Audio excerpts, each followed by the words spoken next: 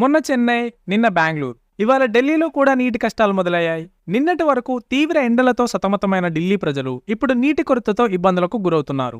ఢిల్లీకి అవసరమయ్యే నీటిలో 90% వరకు యమునా నది నుండే అందుతున్నాయి. యమునా నదిలో నీరు అడుగంటింది. మరొక వైపు ఢిల్లీ జలమండలి తీవ్ర నీటి కొరత ఉన్న ప్రాంతాలకు వాటర్ ట్యాంకులను పంపిస్తోంది. నీటిని వృధా చేసిన వారికి 2000 జరిమానా విధిస్తామని ఆప్ గవర్నమెంట్ చెప్తోంది. హిమాచల్ ప్రదేశ్, హర్యానా నుండి అదనపు నీటిని విడుదల చేయమని కేజ్రీవాల్ సర్కార్ సుప్రీంకోర్టుకు వెళ్లింది. దీన్ని విచారించిన న్యాయస్థానం ఆల్రెడీ హిమాచల్ ప్రదేశ్ నుండి ఢిల్లీకి నీరు విడుదలవుతున్నా కోర్టుకు అబద్ధాలు ఎందుకు చెప్తున్నారని ఆప్ సర్కారునే నిలదీసింది.